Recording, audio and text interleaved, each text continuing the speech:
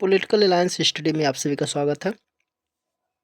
भारतीय शासन एवं राजनीति अर्थात भारतीय संविधान का आज ये 8वां पार्ट है, जिसमें हम लोग वन लाइनर प्रश्नों को देखेंगे। तो चलिए एक एक करके वन लाइनर प्रश्नों को देखिए दिया है। जब भारतीय न्यायिक व्यवस्था में लोकहितवाद आया तब भारत के मुख्य न्यायमूर्ति कौन थे? तो पीएन भगवती थे। भारत के संविधान में अधिकार परीक्षा जो रिट है ये जारी करने का जो अधिकार है सर्वोच्च न्यायालय और उच्च न्यायालय दोनों को है। भारत के राष्ट्रपति के निर्वाचन के लिए बनाए गए निर्वाचक मंडल में रहते हैं संसद और राज्य विधानसभाओं के निर्वाचित सदस्य होते हैं। भारत के उपराष्ट्रपति का निर्वाचन होता संसद के दोनों सदनों के सदस्यों और द्वारा निर्वाचित होता है। इस यानी कि इसमें से मनोनीत वगैरह सब रहते हैं इसमें। आगे दिया है कि भारत का राष्ट्रपति राज्यसभा में मनोनीत करता है 12 सदस्यों को। फिर है भारत का संघीय न्यायालय स्थापित किया गया है 1937 में। भारतीय संविधान का वह अनुच्छेद जिसमें सर्वोच्च न्यायालय में तदर्थ न्यायाधीशों की व्यवस्था है तो 127। वे देश जहां न्यायिक पुनर्वलोकन की व्यवस्था है तो भारत में भी है और संयुक्त राज्य अमेरिका दोनों देशों में पुनर्विलोकन की व्यवस्था है।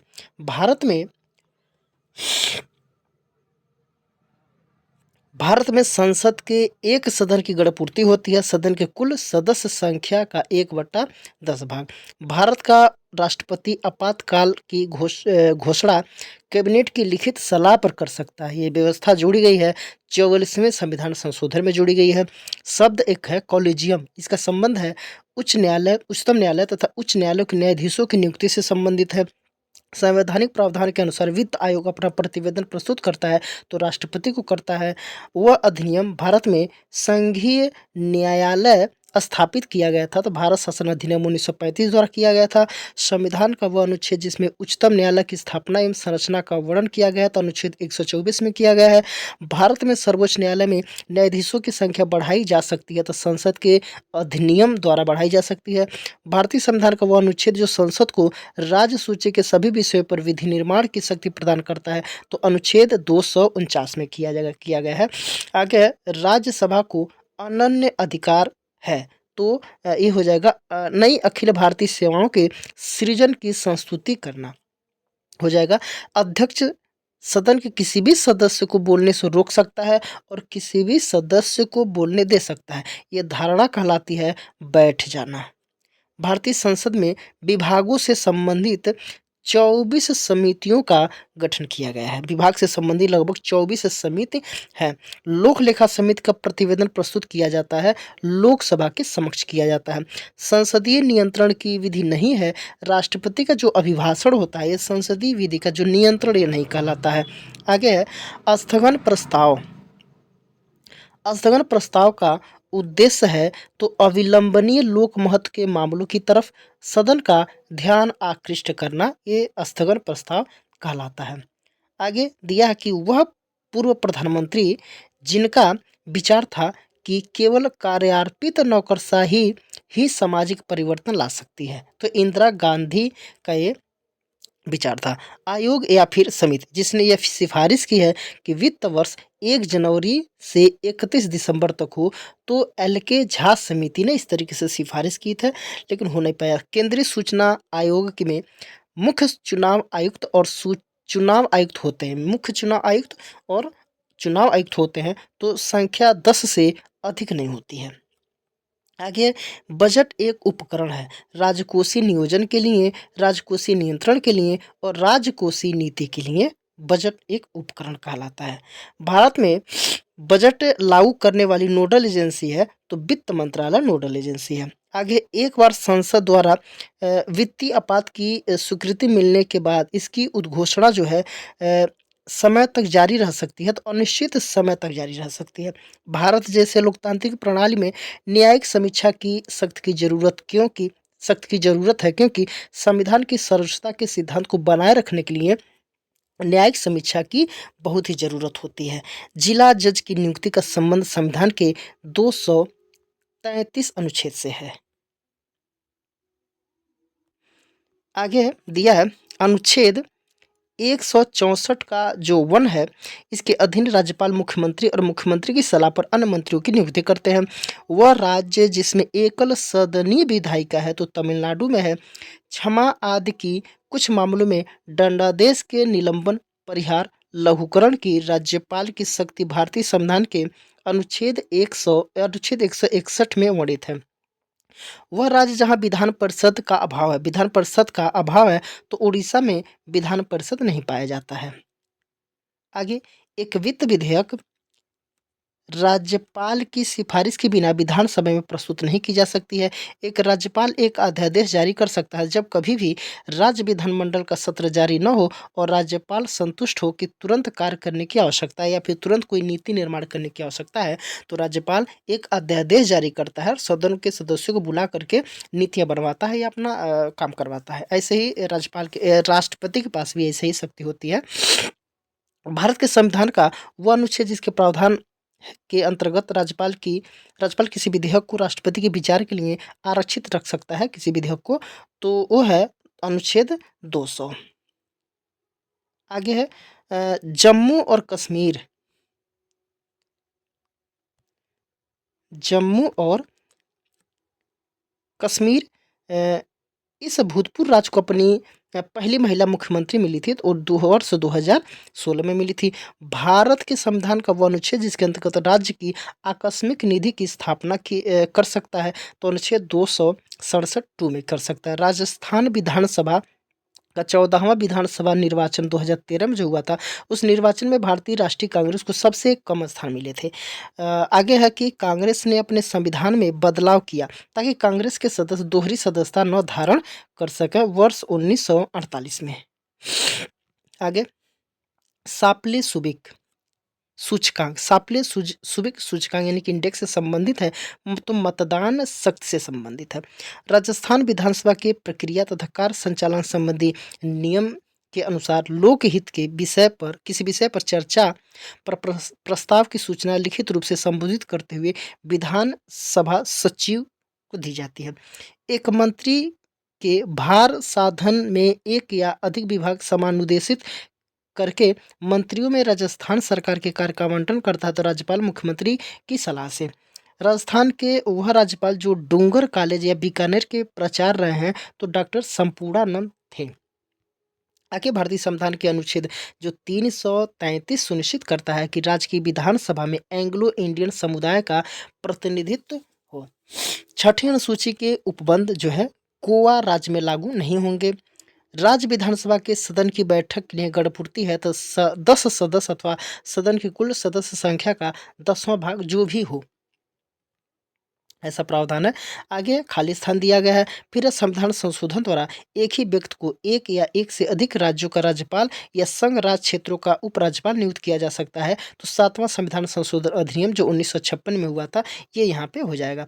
आगे, किसी राज्य का राज्यपाल निकटवर्ती संघ राज्य क्षेत्र के प्रशासक के रूप में स्वतंत्र रूप से अपने कार्य का निर्वहन करता है तो राज्य मंत्री परिषद के रूप में करता है। राज्य मानवाधिकार आयोग के सदस्यों को हटाया जा सकता है, केवल राज्य के मुख्यमंत्री द्वारा हटाया जा सकता है। आगे, किसी राज्य की विधान परिषद बनाई या समाप्त की जा सकती है संबंधित विधानसभा की सिफारिश पर संसद द्वारा बनाया या विघटित किया जाए या समाप्त किया जा सकता है। राज्य सरकार के विधिक सलाहकार को कहा जाता है एडवोकेट जनरल कहा जाता है। भारतीय संविधान का वो अनुच्छेद जो राज्यपाल को राज्य विधानसभा के विश्रांति काल में अध्यादेश प्रख्यापित करने की शक्ति प्रदान करता है तो अनुच्छेद 213 में प्रावधान है। राज्यपाल के समक्ष विधानसभा में बहुमत सिद्ध करने के लिए विधायकों की परेड की परंपरा प्रथम बार प्रारंभ हुई थी तो 1970 में पंजाब में प्रारंभ हुई थी। आगे दिया संविधान की वह धारा जिसके अनुसार केंद्रीय सरकार नए राज्यों का गठन कर सकती है तो धारा 3 में यानी कि अनुच्छेद 3 में कर सकती है। यहाँ पे धारा लिख दिया गया, धारा नहीं अनुच्छेद रहता है। राज्यों में विधानमंडल के गठन संबंधी प्रावधान भारतीय संविधान के अनुच्छेद 168 में उल्लिखित है। लोकायुक्त अपना प्रतिवेदन प्रस्तुत कर सकता है, राज्यपाल के समक्ष कर सकता है क्योंकि लोकायुक्त राज्यों में होते हैं और लोकपाल जो होते हैं वो केंद्र में होते हैं। राज्य के मंत्रिमंडल की बैठक की अध्यक्षता करता है मुख्यमंत्री करता है। राज्य मंत्रिपरिषद अपने कार्यों के लिए उत्तरदायी होता है, तो विधानसभा के प्रति उत्तरदायी होता है। ऐसे लोकसभा केंद्र के जो मंत्री होते हैं वो संसद के प्रति उत्तरदायी होते हैं, लोकसभा के प्रति उत्तरदायी होते हैं, और राज्यों में विधानसभा के प्रति उत्तरदायी होते हैं राज्यों के मंत्री। आगे विधानसभा के सदस्यों की निहर्ताओं से संबंधित प्रश्नों पर अंतिम विनिश्चय लिया जाता है राज्यपाल द्वारा। आगे किसी प्रांत के राज्यपाल को कुछ निश्चित मामलों में भी अधिकार यानी विशेषाधिकार है। एक मुख्यमंत्री का राज्यपाल के प्रति कर्तव्य नहीं है अपने दल की नीतियों के बारे में सूचित करना, ये नहीं है। राज्य का राज्यपाल कभी भी हटाया जा सकता है, राष्ट्रपति के द्वारा हटाया जा सकता है और राष्ट्रपति के द्वारा ही चुना जा सकता है। इसलिए कहा जाता है कि राज्यपाल जो है राष्ट्रपति के प्रसाद पर्यंत अपने पद को धारण करते हैं।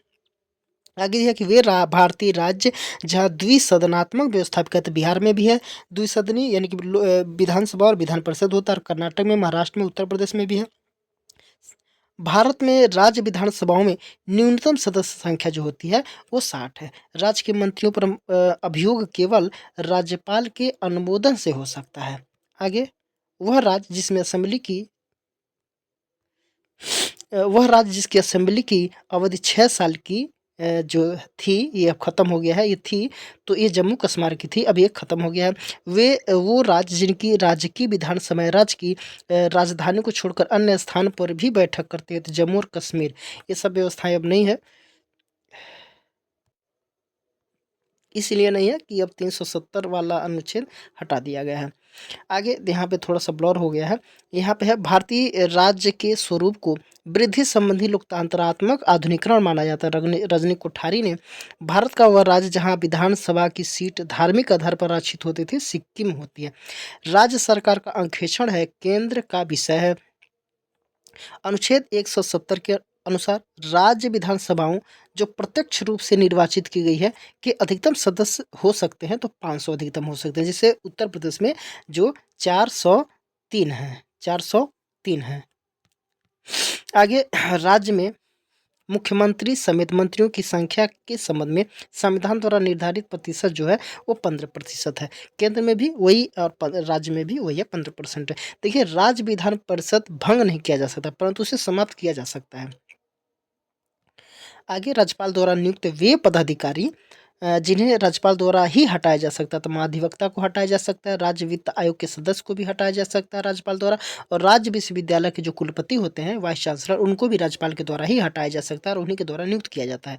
वह संवैधानिक संशोधन जिसके कारण वर्तमान में पंचायती राज संस्थाओं का जन्म हुआ, तो 73वां संविधान संशोधन अधिनियम के द्वारा हुआ है। एक राज्य जिनको अपना संविधान निर्मित करने का अधिकार प्राप्त था, तो जम्मू कश्मीर को था, ये भी व्यवस्था सब खत्म कर दिया गया है, 370 हटा दिया गया है। उत्तर प्रदेश का मुख्यमंत्री जो है नियुक्त होता है, या किसी भी देश का मुख्यमंत्री नियुक्त होता है। भारत के संविधान का वह अनुच्छेद जिसमें राज्य को परिभाषित किया गया, तो अनुच्छेद 12 में राज्य को परिभाषित किया गया है कि राज्य क्या है। किसी राज्य में राष्ट्रपति शासन जो है अनुच्छेद 356 प्रावधान के अनुसार लगाया जा सकता है, और 365 में भी ये प्रावधान है।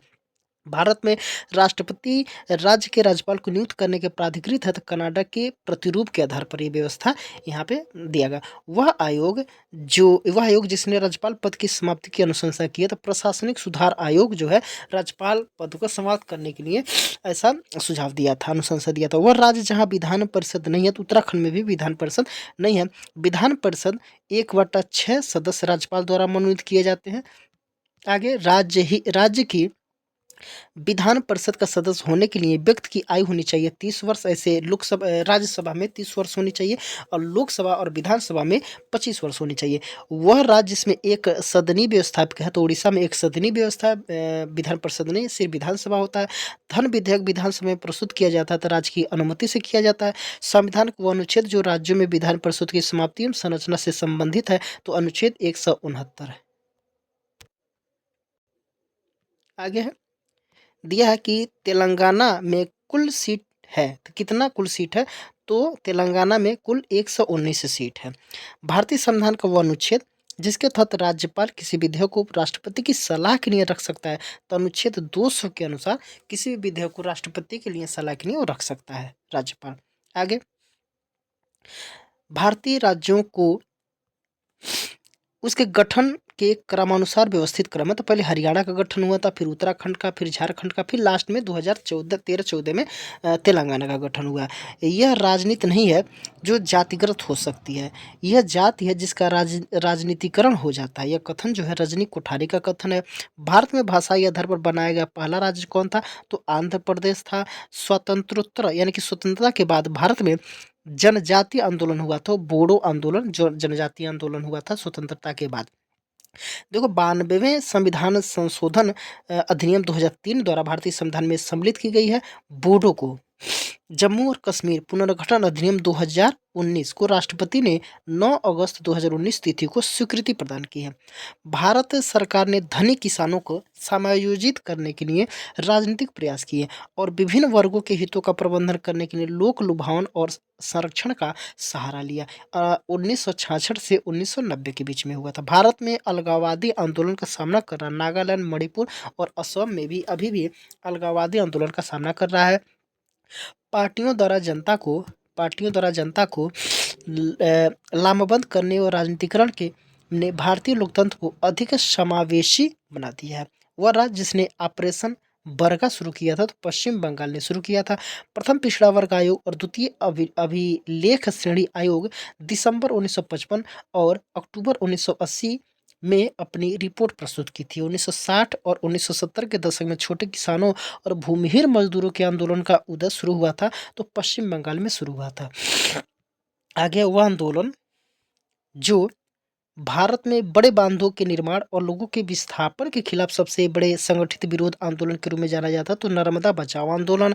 भारत में वर्ग राजनीति के संभावित कर्ता के रूप में संगठित श्रम को दुर्जेय बाधाओं से जूझना चाहिए, यह कथन लॉयड और सुजैन रुडोल्फ का श्रीमती बेलमती चौहान और श्रीमती हंसा धनाई उत्तराखंड राज्य आंदोलन के शहीद थी, उनके शहादत का स्थान क्या है? तो मसूरी है। भारत को निर्बल शक्तिशाली राज्य कहा था तो लॉयड और सुजैन रुडोल्फ ने कहा था। भारत में क्षेत्रीय आंदोलन निर्जातीय तथा स्व सांस्कृतिक आंदोलन के पदों में वर्गीकृत करता है तो मायरन वीनर करता है। भारतीय राजनीति को अभाव की राजनीति के रूप में परिभाषित किया तो मायरन वीनर ने किया है, क्योंकि मायरन वीनर ने ही दक्षिण भारत में भारत का अध्ययन किया था। एकमात्र जनजातीय नेता जिन्हें भारतीय संसद के संग्रहालय में चित्रण द्वारा सम्मानित किया गया था तो बिरसा मुंडा को सम्मानित किया गया था। आगे दिया भारत ने राजभाषा अधिनियम लागू किया तो वर्ष 1963 में किया था। भारत के संदर्भ में मिश्रित राजनीतिक संस्कृत पदावली का प्रयोग किया गया तो मॉरिस जोन्स द्वारा किया गया। The Indian constitution corn stone of a nation नामक पुस्तक के लेखक कौन है? तो ग्रेनविल आस्टिन है। किसी जात जनजात को पिछड़ी हुई जात या जनजात घोषित करने का अधिकार जो है भारत के राष्ट्रपति को है। आगे वे तत्व जो भारतीय राजनीतिक व्यवस्था की महत्वपूर्ण भूमिका निभाते हैं तो जाति, क्षेत्र और धर्म जो है भारतीय राजनीतिक व्यवस्था में महत्वपूर्ण भूमिका निभाते हैं। तो चलिए आज के लिए इतना ही। इसके आगे को प्रश्नों को हम लोग अगले वीडियो में देखेंगे। तो तब तक के लिए सभी को शुभ रात्रि।